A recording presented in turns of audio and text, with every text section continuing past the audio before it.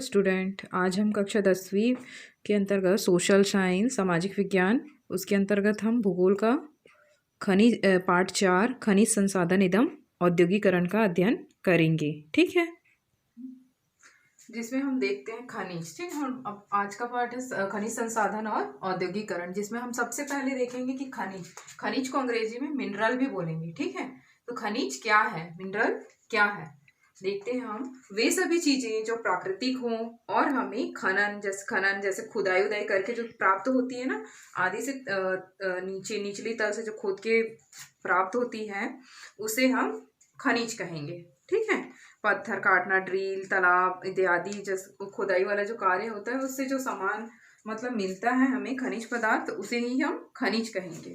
ठीक है, खनिज के अंतर्गत देखते हैं हम, जैसे पत्थर आ जाता है, विभिन्न प्रकार की मिट्टियां आ जाती हैं, रेत आ जाता है, कोयला, धातु अयस्क है और भी अन्य अयस्क है वो भी आ जाता है, हीरा, सोना, चांदी। ठीक है, खनिज तेल के अंतर्गत कैरोसिन, पेट्रोलियम इत्यादि आ जाते हैं। प्राकृतिक गैसें भी खनिज के अंतर्गत आ जाते हैं। ठीक है दोस्तों, ये फिर जो इन चीजों का उपयोग हम करते हैं वो खनिज क्या बन जाता है, संसाधन बन जाता है। मानव इसको अपने दैनिक जीवन में उपयोग करने लगता है तो ये चीज क्या बन जाता है, संसाधन। ठीक है, इसको हम खनिज संसाधन कहेंगे। दैनिक उपयोग की जो अधिकांश वस्तुएं होती हैं जो खनिजों से ही बनी होती है। ठीक है, जैसे घर मिट्टी, चूना, सीमेंट, लोहे की छड़ आदि से ही बनते हैं, जो खनिज के ही बने होते हैं। ठीक है, खनिज संपदा भूगर्भीय प्रक्रियाओं से निर्मित होती है तथा पृथ्वी पर इसकी मात्रा बहुत ही सीमित है। इसका नवीनीकरण नहीं, मतलब पुनः नवीनीकरण इसका नहीं किया जाता, ये समाप्त उसमें आता है। ठीक है, भूगोल की दृष्टि से देखें तो जो वस्तुएं प्राकृतिक रूप में जमीन के अंदर से ही खनन द्वारा प्राप्त की जाती है, उसे हम खनिज कहेंगे। ठीक है, भूगोल की दृष्टि से ऐसा हम कह सकते हैं।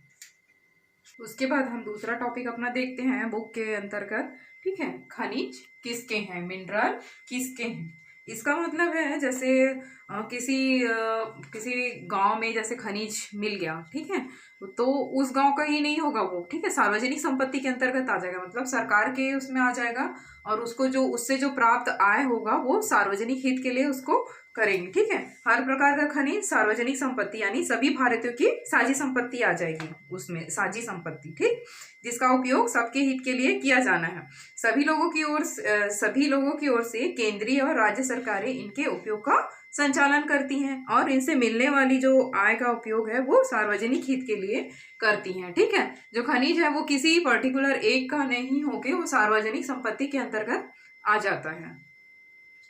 उसके बाद हम देखते हैं खनिज नीति। ठीक है, खनिज नीति सरकार, मतलब खनिज नीति कैसे बनाया है खनिज नीति।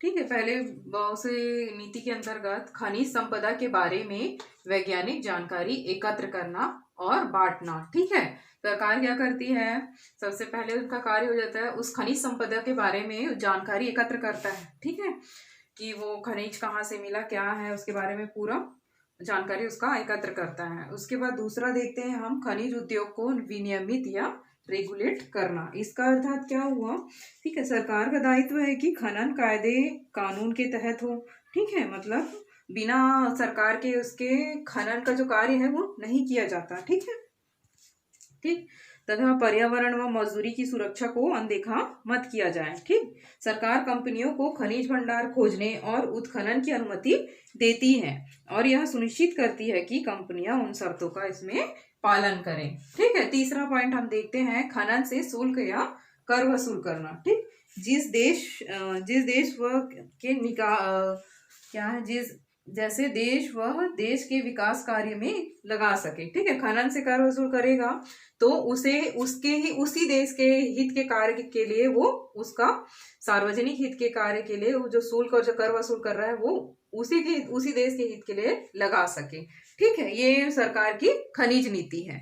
ठीक है, सरकार भारत में आर्थिक उदारीकरण की शुरुआत कब हुई, 1991 में। ठीक है, उसके बाद 1993 में सरकार ने एक नई राष्ट्रीय खनिज नीति की घोषणा की, जिसमें कहा गया कि सरकार केंद्रीय सार्वजनिक उपक्रमों के लिए, ठीक है, केंद्रीय सरकार उपक्रमों के लिए आरक्षित खनिजों को भी अब निजी क्षेत्र को दे देगी। ठीक है, क्योंकि सरकार का कहना था कि उसके पास इतनी पूंजी नहीं है कि वो पर्याप्त मात्रा में उसका निवेश कर पाए, और ना ही उसके पास इस काम के लिए तकनीकी विशेषज्ञता की जो थे विशेषज्ञ थे उनकी कमी थी। ठीक है, इस कारण से देश खनिज उत्पादन में पिछड़ रहा है तथा खनिज की बढ़ती हुई अंतर्राष्ट्रीय मांग का जो लाभ है वो नहीं उठा पा रहा है। ठीक है, इस कारण से सरकार ने निजी व विदेशी कंपनियों को आमंत्रित करने का निर्णय लिया। फिर 1994 तथा 1919 में और 2008 में खनिज कानूनों में संशोधन किए गए ताकि निजी निवेशक और विदेशी कंपनियां आसानी से जो भारतीय खनन उद्योग है उसमें निवेश कर सकें। ठीक, इसके बाद हम अगला देखेंगे खनिज प्रक्रिया क्या है। जो खनिज प्रक्रिया है ये पार्ट थोड़ा बड़ा है बच्चों, तो उसको शॉर्ट में आधा आधा करके मैंने अलग अलग इसका वीडियो बनाया है, तो आप अलग अलग ही देखिएगा उसको। इसका जो खनिज की जो प्रक्रिया है वो हम आगे दूसरे वीडियो में इसका अध्ययन करेंगे।